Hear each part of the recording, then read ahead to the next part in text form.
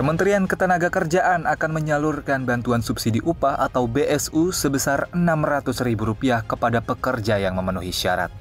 Sebagai informasi, BSU diberikan masing-masing Rp300.000 untuk bulan Juni hingga Juli, namun dibagikan sekaligus atau satu kali pada bulan Juni 2025. Yasirli menjelaskan, BSU merupakan inisiatif dari pemerintah untuk mendongkrak daya beli masyarakat, khususnya pada bulan Juni dan Juli.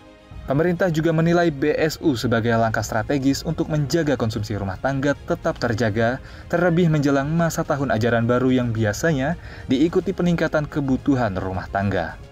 BSU ini diberikan kepada pekerja yang memenuhi sejumlah syarat, diantaranya penerima harus warga negara Indonesia dengan NIK yang valid, peserta aktif BPJS Ketenagakerjaan hingga April 2025, dan memiliki upah di bawah Rp3,5 juta per bulan. Selain itu, penerima bukan ASN, TNI, Polri, serta tidak sedang mendapatkan bantuan sosial lain seperti program Keluarga Harapan.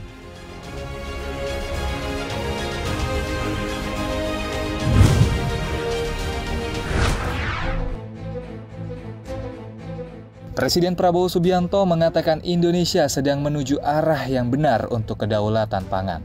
Prabowo menargetkan Indonesia tak akan impor jagung pada 2026. Prabowo mengatakan mendapatkan jaminan Indonesia tidak mengimpor jagung dari Mentan Amran dan Kapolri Jenderal Listio Sigit. Prabowo bahkan meyakini Indonesia dapat menjadi lumbung pangan dunia. Menurutnya, Indonesia akan sangat membanggakan bisa mencapai ketahanan pangan. Prabowo mengatakan langkah swasembada pangan yang sudah dicapai sekarang harus diperkuat. Dia menargetkan Indonesia bisa tak lagi mengimpor jagung tahun depan. Prabowo juga mengapresiasi Kementan dan koperasi-koperasi yang dibina Polri karena mempunyai riset uji coba hasil-hasil produk turunan dari jagung. Dia juga berandai jagung dapat diolah untuk menjadi makanan sejenis nasi.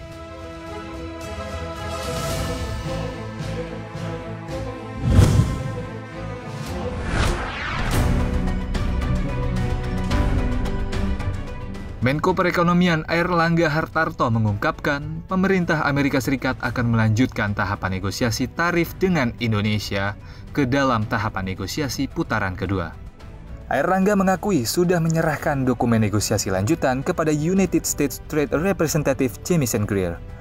Airlangga mengatakan, dengan penyerahan dokumen lanjutan berupa dokumen pelengkap itu, Indonesia sudah melakukan perundingan putaran pertama mencakup berbagai isu termasuk tarif, hambatan non-tarif, digital trade, sampai dengan economic security.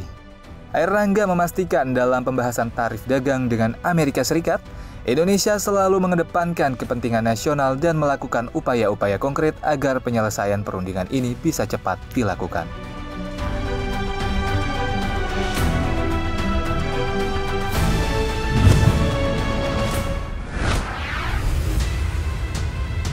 Ekonomi Korea Selatan gagal tumbuh tahun ke tahun pada kuartal pertama tahun 2025.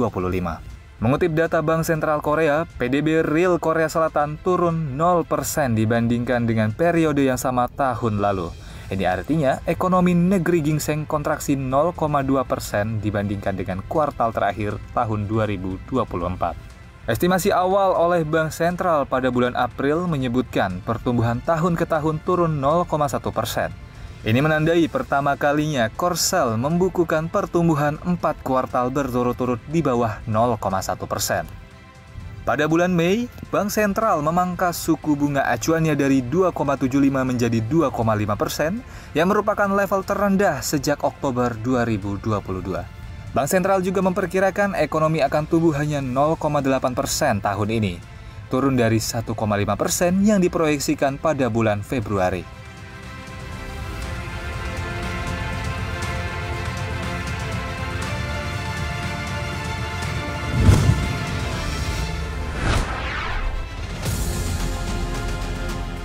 Citigroup Inc. mengungkapkan rencana pemutusan hubungan kerja terhadap sekitar 3.500 karyawan di pusat teknologi mereka di Shanghai dan Dalian.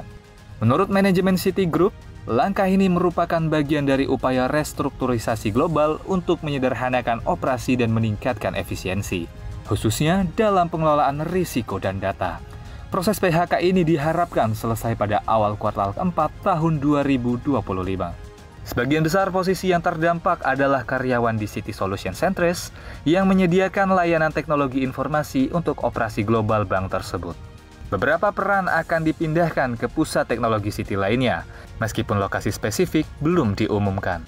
Langkah ini mengikuti pengurangan sebelumnya terhadap sekitar 200 kontraktor teknologi informasi di China sebagai bagian dari strategi City untuk mengurangi ketergantungan pada kontraktor eksternal dan meningkatkan kepatuhan terhadap regulasi data.